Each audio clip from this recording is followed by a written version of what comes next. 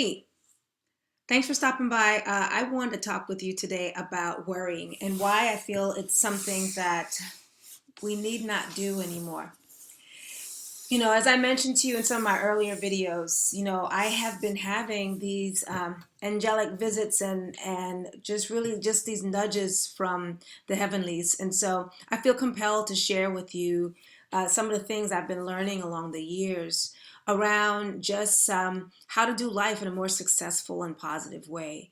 I am really excited. This is an incredible time I think that we're in. It's 2019 and there's so much going on in the world. And one of the things I have come to learn is that when we worry, we keep ourselves from God's best and what He's got for us. And so I'm going to try to explain this to you as best as I can, as much as I have learned, because I am the queen, or I was the queen of worry. I worried about my husband, I worried about my kids, I worried about money, I worried about my health, I worried about my job, I worried about my career, I worried about friends or not having friends. So my default response to things was worry. And I want to tell you that for someone who's come away from that, I can tell you sincerely, life gets so much better when you learn how to not worry. Worry is one of those things where you're basically saying, I don't believe in you, God, and I don't have faith that things will work out. And I've come to learn firsthand from my own personal experiences that worry is the number one thing that will keep you from God's best. Because when you're focusing on what you consider a problem, you're not available to see the actual answer. And so the way, the law of polarity really works like this. If something exists, that means a direct opposite exists. So an example of that would be you've got up, then there's down. You've got left, and then you've got right. And so if a problem exists, the actual solution or the direct opposite to that also exists. So by focusing on the problem, it's very hard to see the solution. And I have learned that the way God works in his with his universe is he'll send our answers to us, and our answers are usually available. It's just that they're not obvious, and they're not obvious because we're in a state of worry. So in order for you to get from a state of worry to a state of availability so that you can receive the answer, I have found truly involves strengthening your relationship with God, strengthening um, your commitment to the idea, okay, your commitment to the idea that God is real, and and that you can take him at his word where he tells you to take no thoughts, so to cast your cares upon him. So you might be thinking, okay, well, that's fine and good if you can say that, but I've got this problem, I've got this money problem.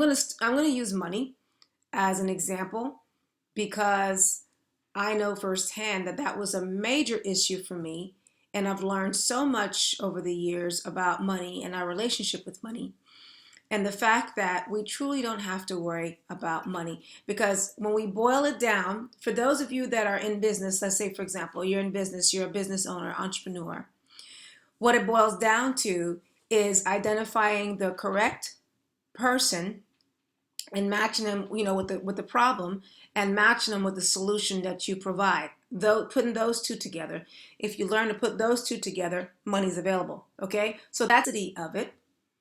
Okay, and let's say, for example, you're an employee and you work for someone, and you need work.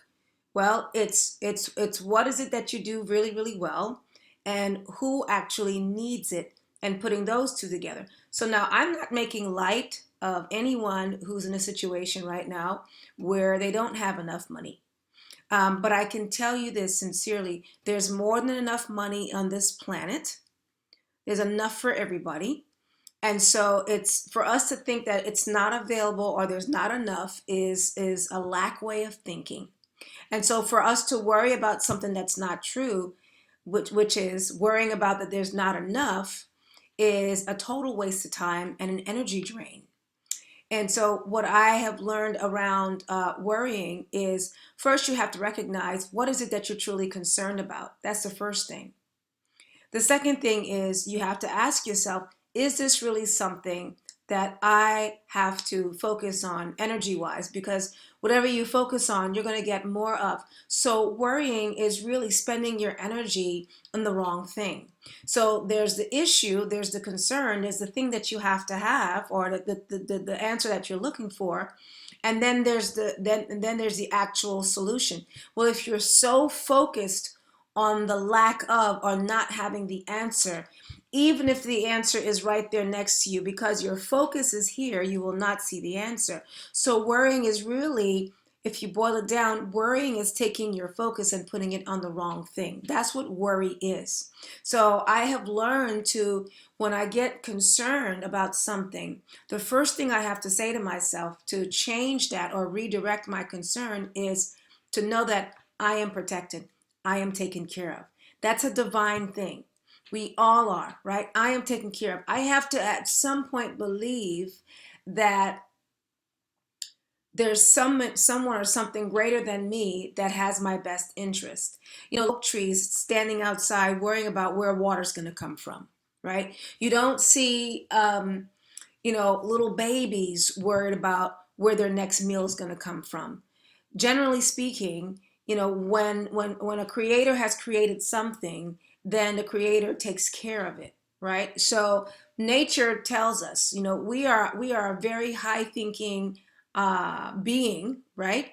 We're the highest thinking being out there right now, at least on this planet. I'm not arrogant enough to think that there's nothing else outside of the United States, outside of the Earth. So on this Earth, on this planet where you and I are, we are the highest thinking form being. And so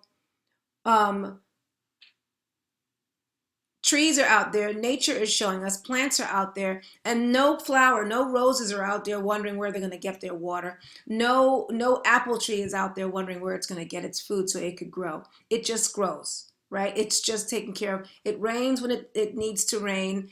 The fruits fall when they need to fall, and more grow when they need to grow. It's just nature. It's just the way it works. There's no squirrel out there worrying where it's going to get a nut, right? It just scurries around and it goes and it finds its food and it moves on. And so for us to be in a state of worry, we're actually going against nature. We're actually going against God's design for us. God's plan for us is for us to be on purpose, for us to express Him in the earth through us. That's God's plan for us. That comes by way of our gifts. That comes by way of the talents that we naturally have. And worrying means that we're focused on the wrong thing. We're focused on the question that we have rather than trusting that the solution is already there. And so what I'm sharing with you all today is to come away from a state of worry. You've got to learn to trust in the solution and know that it's already there. If it's already there, and then you just be grateful and just be thankful for it to be revealed to you. This is how we stop worrying. I know that, God is very serious about us in this season for us to step up and do the things that He's set us aside to do. And those of us who are light workers, those of us who are called to do great things in the world, those of us who are called to transform lives, you guys understand what I'm saying, that there's a sense of urgency now for us to step up and really take a stand, a big, bold stand for the transformation and for the healing of the world.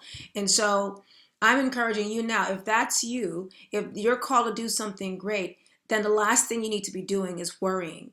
I have things that have to be taken care of right now in my life today. And I can tell you this sincerely. I've spent enough time in a state of worry to know that that will not elevate you, that will not move you forward.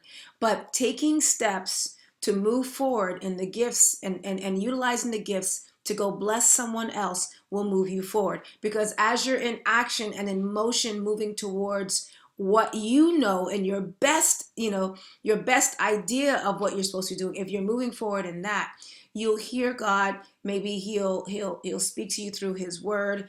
He'll send someone in your life. You'll read something, a number will flash out at you, and that number has a specific meaning. There's different ways that He can get to you, but just please understand that the fastest way you can stagnate yourself is to decide to stay in a state of worry.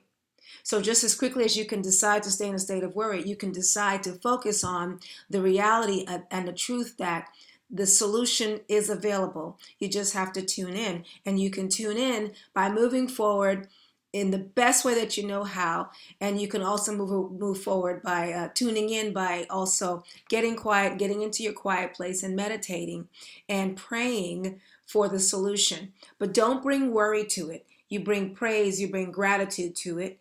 And when you bring the praise and the gratitude to it and you move forward the best way that you know how, I promise you that the solution will appear, whatever that is for you.